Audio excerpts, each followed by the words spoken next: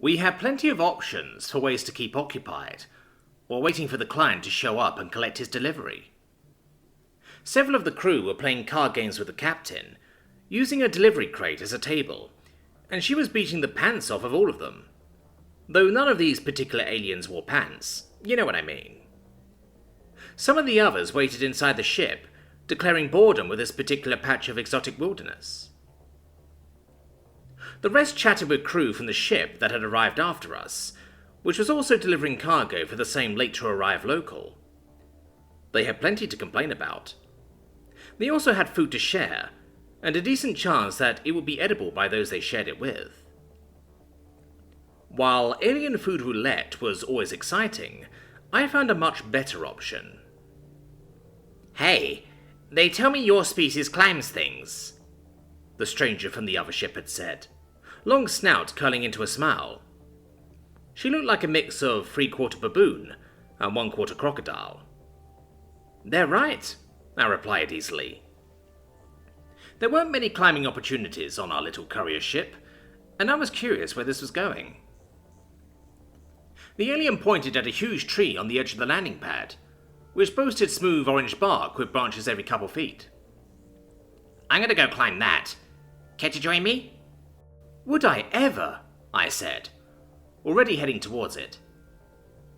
I called back over my shoulder, "If you guys need me, I'll be up a tree." Captain Sunlight didn't even look away from the game, just waving distractedly, her scaly face intent on whatever play Mo had just made. He was chuckling about it and rubbing his tentacles together, in a way that was probably a bluff. As soon as I looked away, he made a noise that said the good captain had just wrecked his clever plan. Trilly hissed with laughter. None of them cared that I was about to climb to a dangerous height. None thought this was out of character in the slightest, and all of them were missing out on an excellent climbing experience. It was a great tree. The bark was smooth but not slippery, reminded me of a mandrone tree from back home, just without the flaky outer layer. And it didn't feel as cold. If anything, it was warm as we scampered skyward, almost as if the tree welcomed a good climb by people who'd appreciate it. The alien stopped, picking a branch to sit on and leaning back against another. "Now that is a nice view." I had to agree. It is. I found my own convenient pair of branches, draping my arms over the top one and finding a nice footrest on a third. Everybody down there doesn't know what they're missing. The forest around the landing pad was bright with oranges and yellows, the kind of vivid colours that I associated with autumn, but which could have been year-round here. Rolling hills lined the horizon, with a river sparkling merrily in the distance.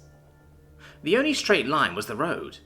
It made a nice counterpoint to all the gentler natural shapes. My new friend cupped a hand to her snout unnecessarily. "Hey, everybody down there! You should come see this view." To no one's surprise, she got a chorus of, "No thanks." I shook my head. Such a shame. They're missing out on all the knowledge that comes from above, too. "Hey, paint!" I yelled down to the crewmate, who had just dropped a box of round things. "One rolled onto the ramp, and 2 are over in the grass." I pointed them out. A distant, "Thank you," reached my ears. The alien nodded. "Wisdom of the heights indeed. What else can we see that those on the ground can't?" We spent a good few minutes pointing things out to each other and swapping stories. Apparently her people were called the Farsights for exactly this reason. "Oh, motion on the road," she declared, squinting into the distance. "Looks like somebody's in a rush to be a little less late." "Well, that ship has launched," I said, following her eyes. "Nice thought, though. Say, is that 1 car or 2? The Farsight didn't answer immediately, which made me worry a little. Then she said, "Uh-oh," which made me worry a lot. "Uh-oh what?" She stood up on the branch and bellowed, "Incoming! Client's being chased by hostile fauna." Oh, geez. Now I could see it too. Something large and antlered galloping after the little surface skimmer. Both were headed straight toward our landing pad. Chaos erupted down below as we slid off our perches and scrambled downward. The bark was still friendly smooth. "I think that creature eats these," my friend said, bounding out toward the end of a branch to shake loose a bundle of round seed pod things. "I've seen them before." "Will that matter?" I asked, slowing. "It looks pretty mad." "Can't hurt." I couldn't argue that. There were more than a few seed pods waiting on my path down, all of which came loose with a little judicious bouncing of the branches.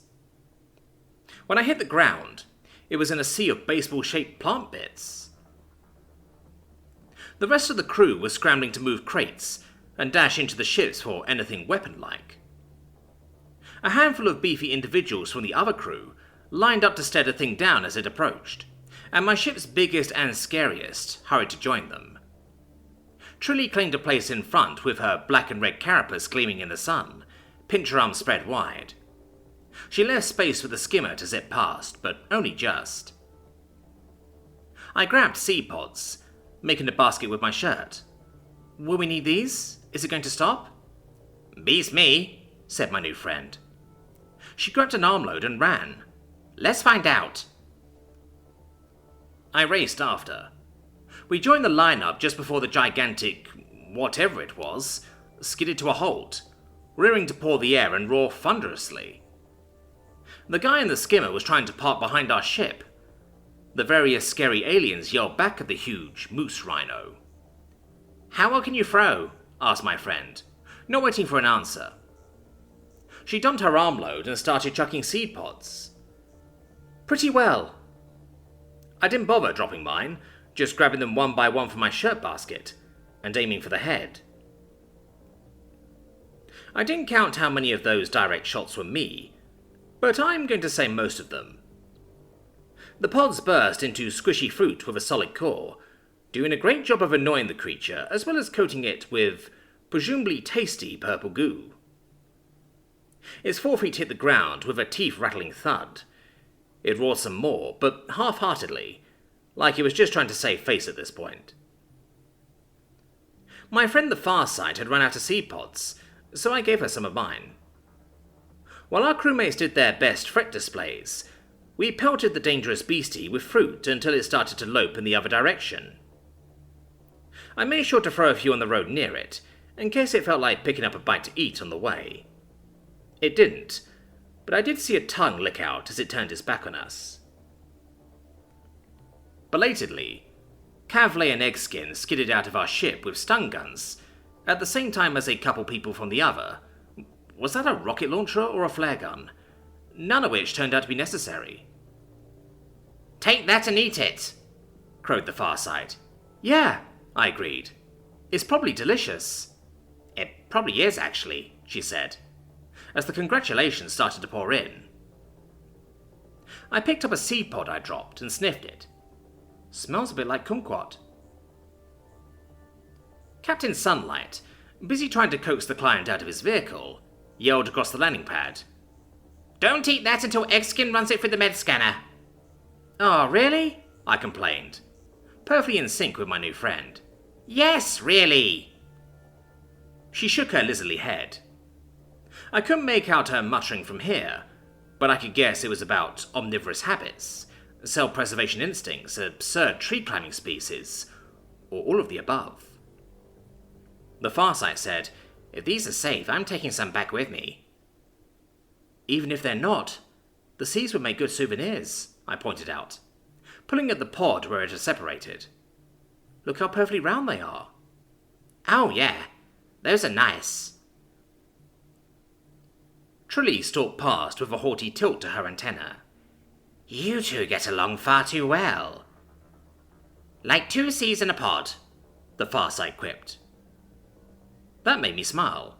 Hey, my people say that too. We had plenty to talk about while everybody else handled the actual delivery we were there for. Eventually, Eggskin did check the thing with a med scanner. It tasted like sour kumquat. The seeds cleaned up nicely. And most importantly, my new friend had family with a whole enclave in the next space station my ship was planning to visit. And they had a climbing structure 3 stories high. I couldn't wait. The rest of the crew thought that sounded pointless and dangerous, of course. But none of them had ancestors who danced through the tree branches. So clearly, they have no taste.